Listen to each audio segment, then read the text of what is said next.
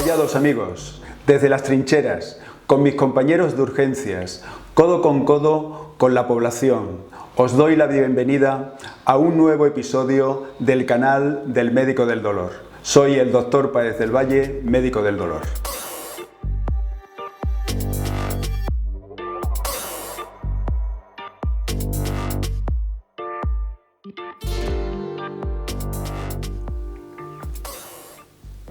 Y es que las urgencias se han convertido en verdaderas trincheras contra el coronavirus.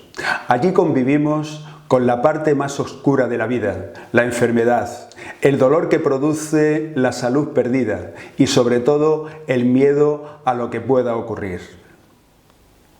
Señores, estamos viviendo una situación de emergencia sanitaria. El presidente ha declarado el país en estado de alarma. Pero la vida sigue y tenemos que aunar todos nuestros esfuerzos para pasar página lo antes posible. Y por eso, porque sabemos de qué se trata y qué es lo que nos jugamos, esta crónica del coronavirus se enfoca para informar de primera mano y sobre todo aclarar qué es lo que se debe hacer y no se debe hacer en cada momento. Vamos a ello. Pero, ¿quién es el COVID-19? Este virus es de las familias de los coronavirus. Son una familia que tiene más de 800 tipos de virus. Su hábitat natural son los animales, salvajes y domésticos, donde no producen ningún tipo de síntoma y ninguna enfermedad. Sin causa determinada todavía, se produce una alteración en la dotación genética de estos virus, lo que se llama una mutación, y se produce la transferencia del virus desde los animales hacia el género humano. Se supone que es por el consumo de la carne de estos animales cocinadas de forma probablemente no muy saludable.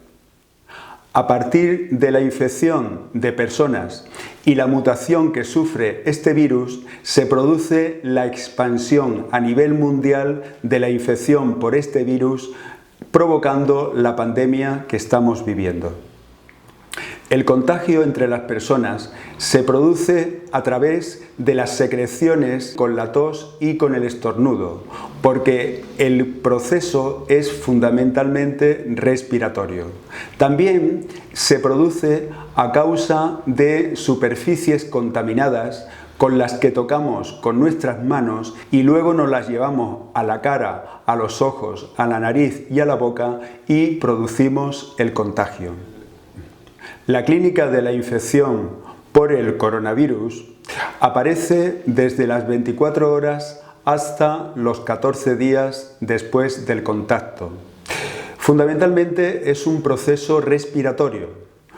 Se inicia con lo que es los síntomas de fiebre, de dolor de cabeza, de tos y de disnea o dificultad para respirar. La evolución del cuadro depende fundamentalmente del estado de base de la persona y de las enfermedades asociadas que padece.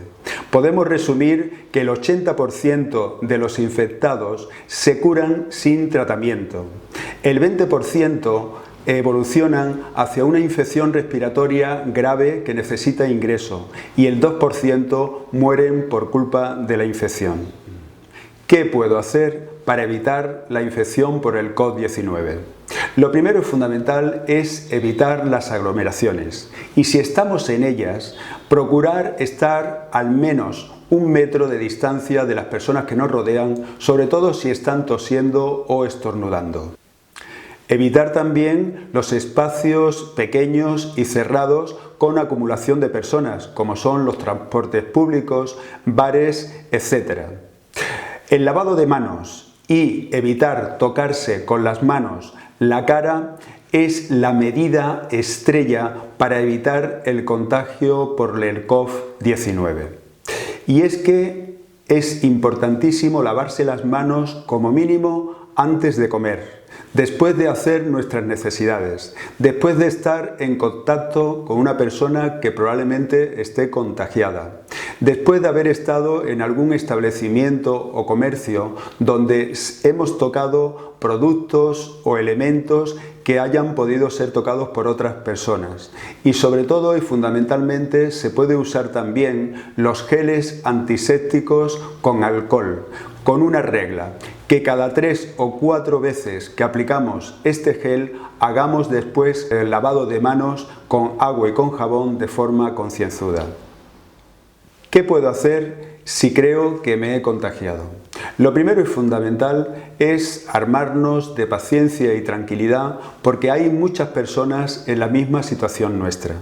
Existen 3 criterios mayores que llamamos nosotros que orientan hacia la sospecha de que la persona ha sido contagiada por el virus. La primera fundamental es la clínica.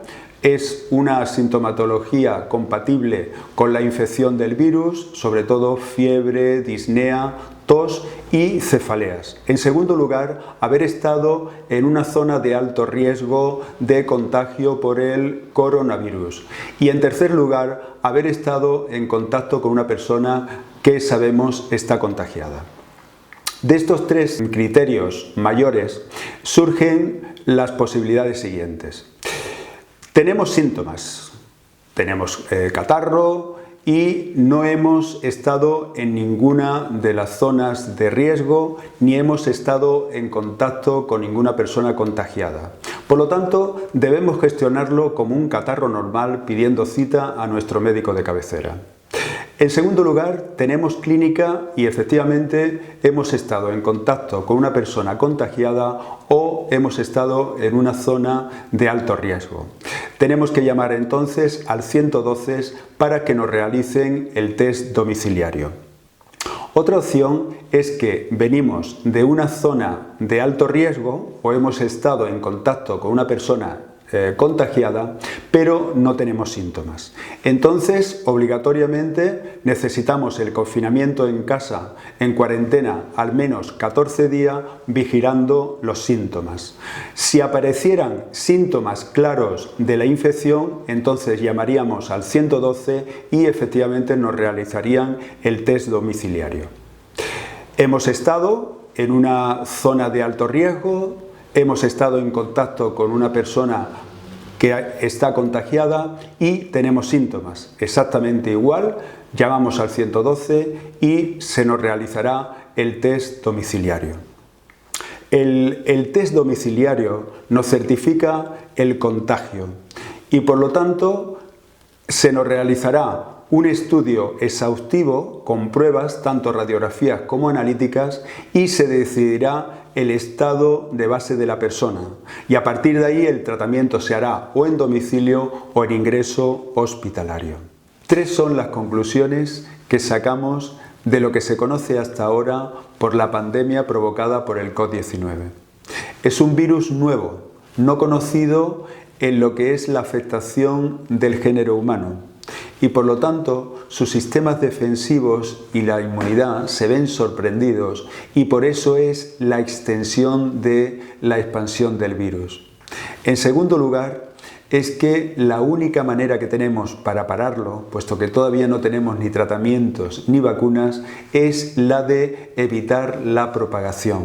Y en tercer lugar, es el grupo de personas que estando contaminadas no tienen síntomas, llamarlas al su sentido de responsabilidad y de solidaridad. Solamente de esa forma, cuidando el contacto con otras personas, podremos evitar la propagación del virus. Muchas gracias.